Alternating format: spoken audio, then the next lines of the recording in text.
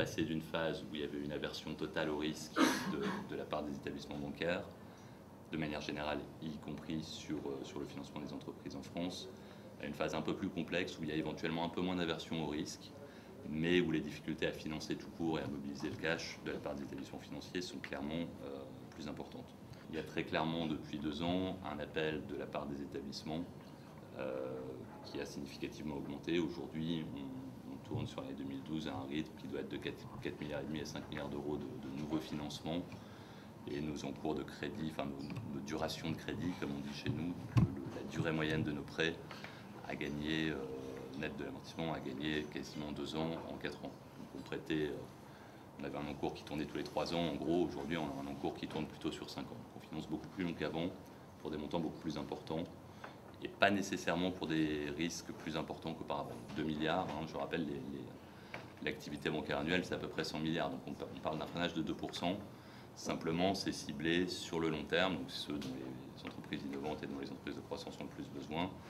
Et c'est ciblé beaucoup aussi sur des entreprises qui n'ont pas de side business, comme on dit à nouveau en français, c'est-à-dire que les gens qui ont le plus intérêt malgré tout à prêter aux entreprises, ça reste les banques, parce que c'est elles qui vivent par ailleurs de l'ensemble des services qu'elles leur vendent. Donc les banques en France, elles verrouillent, entre guillemets, pour le dire négativement, en tout cas, elles sont très très présentes, je pense beaucoup plus que dans la plupart des autres pays européens, sans parler des US, sur le marché du financement des entreprises. Et elles ont très largement intérêt à le rester, à l'exception des entreprises pour lesquelles il n'y a rien d'autre à faire que prêter de l'argent et financer, puisque ça n'en rapporte pas. Et ça en coûte de plus en plus, parce que les ratios de liquidité, tels qu'on les anticipe, même si on n'est pas sûr de les voir arriver, mordent sur le financement long terme, parce que tripler son ratio de fonds propres Tier 1 en 4-5 ans, ça oblige à des efforts considérables, et ça met une pression terrible sur ce que doit être la rentabilité d'un crédit. Or, en France, so far, la rentabilité du crédit est très largement inférieure à ce qu'il faudrait avoir pour payer les fonds propres. Ça, c'est un truc qui est à la fois le bonheur et la plaie du système français. C'est-à-dire qu'en gros, on n'emprunte pas cher. Simplement, du coup, on emprunte à des gens qui ne gagnent pas leur vie en vous prêtant. Et ça pousse pas très fort à prêter. Donc on va probablement, au-delà de l'éclatement du système bancaire, en tout cas, on va dire, l'éclatement du système bancaire, j'y crois pas du tout, mais la diversification du système de financement des entreprises qui se dessine à moyen terme.